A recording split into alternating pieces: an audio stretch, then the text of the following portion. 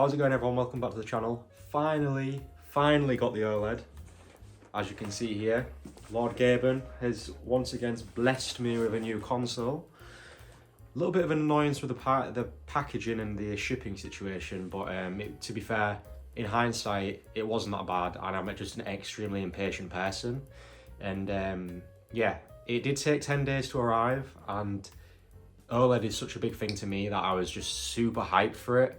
I was really hoping they'd be able to stick to their 3 to 5 days, working days, but sadly that wasn't the case. It took 10 days, but Valve obviously has a massive amount of things to deal with right now. They're shipping so many new units out to everyone, so I'm not really that fussed. I've got it now anyway, so I don't have to be salty anymore. And thankfully, I'm a superstitious guy, so touch wood, there is no defects from my unit. I'm saying that very cautiously, but there's no defects from my unit, as you can see here. So yeah, in this video, I want to do some talking through on my first impressions of the Steam Deck compared to the LCD model. Weirdly managed to sell my LCD model super quickly, so sadly I don't have that for comparison's sake, but as far as like looking at the deck itself, there isn't massive amounts of difference aside from the screen, which we'll get into. But other than that, it's very subtle changes throughout. As you can see on the screen, the design itself is exactly the same. It does feel a bit lighter. I did notice that compared to the original, which didn't massively feel too heavy anyway. They did a real good job at like balancing the weight, because it's quite a big device. Like the weight distribution across the whole thing is managed really well. And yeah, everything feels really good. I don't know if it's because I've had like that camo skin on it for such a long time. I kind of forgot what a bare bones Steam Deck felt like. And it feels really like crisp to hold. It's like the hard plastic. It's nice to have like that kind of naked like kind of Steam Deck. It feels really nice in the hands. Feels really nice in the hands to hold, and yeah, it's just a really great ergonomic system. So literally, since picking up this Steam Deck OLED, I do not want to play anything else. This is like my go-to console now at the minute. Big AAA games are not going to run well on it, so I wouldn't expect that anyway. My era, if you've been watching my channel for a while, you know that I love a lot of like old school stuff, like old school in like not the 90s or the 2000s sense, but more in like the 360 era and PlayStation 2, so I guess that is 2000s. But yeah, runs that really well. The big difference for me though is the screen. The screen is like unbelievable. Seeing this on screen, like seeing me film my OLED here, it will not do it justice. This is something you need to go out and see, or if you are going to take someone's word for it, then yeah, order one, but you will not believe how good the screen looks. I've got the glossy model here, so I play it mostly at home. There's been a massive debate in the community going on with like etched display. The 1TB one has an etched display, which is like a matte finish, and the 512 has the glossy finish, and they were like, oh, but the etched one is more diffused and the colours don't look as good. I mean, like, if you're holding it side by side and you're looking at them both at exactly the same time, yes, maybe the colours might not look as good on the etched display, but compare the etched display to the OG model, it looks infinitely better. The glossy display looks absolutely phenomenal. Yes, you get a little bit more reflection, but the colour pops so hard. This isn't entirely colour accurate on my part, but if you go into the display settings, you can actually kind of like, they've got the OLED set, like the OLED model's display is set in the middle of the colour display vibrancy meter they've got going on, and I've actually changed it to pull it fully to like the saturated side. So I don't think it's oversaturating, I think it's just going to like the OLED's native kind of display. They kind of pulled it back a little bit, but yeah, I really do love how vibrant everything is. It might not be the most colour accurate, but it really does pop. And playing games on this new screen is like, it just breathes new life into these games. I've been playing tons of Mirror's Edge again. Intro scene in Bioshock, holy shit dude, that intro scene with the water and the flames and everything, it looks so good. The black levels, it's just, they're infinite, right? So it's just completely pitch black with like the drops of water in the sea, and it's just lighting up parts of the screen, and the rest of the parts of the screen is just black. It's yeah, you need to see it to obviously believe it. If you've got an OLED TV, you'll know what I mean. But I don't know, I have an OLED TV and I play my games on it, but I don't know if it's to do with the compactness of the screen or the fact that you're holding it closer. It just pops a lot more for me. And I do have a decent OLED. It's a C2, LG C2, and it looks incredible. But I don't know, for some reason when I'm holding this new Steam Deck in front of my face, it just has that extra bit of crisp and pop to it. It's obviously an 7.4 inch OLED display, so it is a lot smaller than an LG TV for sure. So maybe that's how helps the colours pop out a bit more. You're obviously holding it close to your face, but man, these colours are insane. Ori and the Will of the Wisps, turning HDR on and off in that game, you probably won't be able to see the difference on camera that much, but the difference in the separation between the clouds and the sun is massive. Like, it kind of ruins other games because you know that if they had HDR implemented, the colours just would look like a lot more separated and like more natural to like real life. But yeah, some of the screen is able to get to 1000 nits of brightness with HDR, so stuff is really popping and it's just super bright. Almost too bright. I had it set for like full brightness a lot of the time, and it was too bright for my eyes, and I'm sat in like a well-lit room and it was still too bright for me.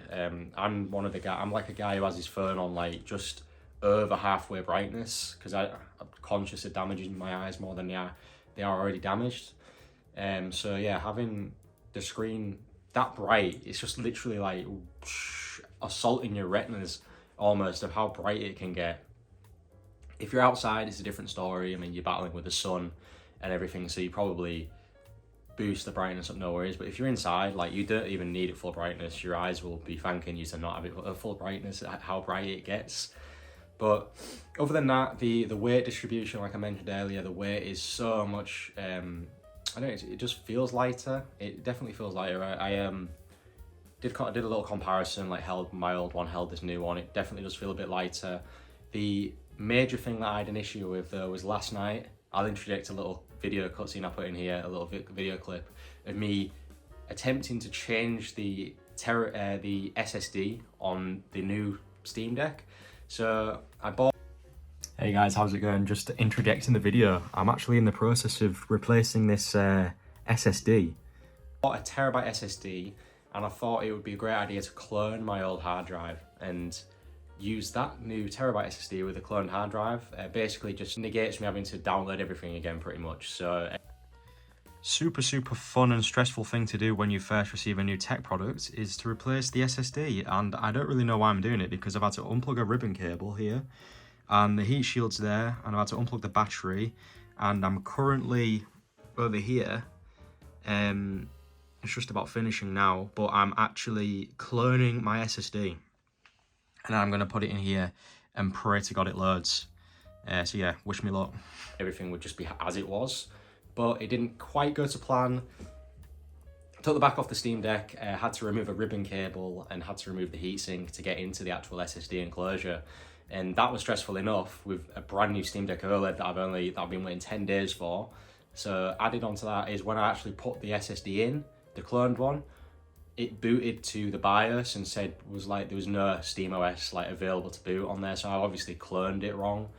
Some of the clone process went wrong, or I did something wrong in that process. So had to get my trusty USB stick and re-image the SteamOS onto the USB stick and then plug that into an enclosure and pray to God it picked that up and actually install SteamOS on the new SSD, basically wipe everything off it and start again. So that was stressful, especially on the first day of getting the new device, but it's done now. Have a nice terabyte SSD in the Steam Deck, and I was able to migrate all my emulation stuff across via EmuDeck's really cool new feature on the website. They've got like, it's basically like a little package that you can download, and once you've installed EmuDeck on your new console, you can then use this new software that they've got, and it kind of like compiles all your save data and settings, and then it just lets you export it and then re-import it to your new EmuDeck on your new deck, and it just speeds up a lot of the process. So that was massively helpful. All my emulated games are stored on my SD card anyway, so that was just a pop in to the new deck, picked it all up, and just had to run Steam ROM Manager to then pass all the games back onto the front end. But once all that was done, just had to download all my main Steam games really. and it made me think, do I really need that game? Do I really need that game? So kind of whittled out a bit of my library as well in the process. Although with a terabyte SSD, you kind of get a bit spoilt for memory. So I was downloading random stuff that I probably won't even play for like another like 8 or 9 months probably. But as far as the whole thing goes, it's like, as soon as I started playing it and got Decky back on there, sorted out all my box arts again, it just made me realise how much I love this Steam OS and how much I really don't like messing about with Windows on devices anymore. It's not that I can't do it, it's just so many things can go wrong, and you can boot up your device the next day and Windows has pushed an update to it and it's completely ruined like the performance in random games. Me and my friend always joke about it, like GTA was running at 70 frames FPS one day, installed the new BIOS, and then the next day it was like running at 40 FPS, and it's like, why has this just happened? Just because we installed a new BIOS update.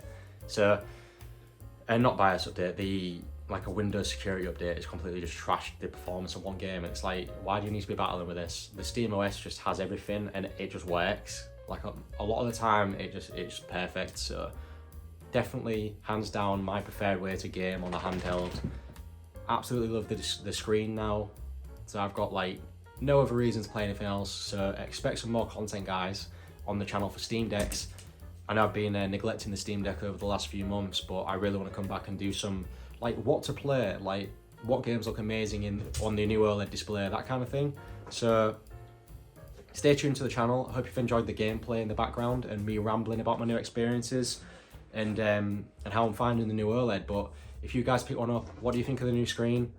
Do you love it as much as me? I can't get over how good it looks. It's just insane. Every time I boot up a new game, I'm like, it just breathes new life into it. It looks absolutely, I just love it. It just looks so colourful and punchy. So yeah, let me know if you guys have got one yet and what you think to it. If not, maybe this has convinced you to get one. Let me know in the comments. I'll speak to you guys soon and have a good one.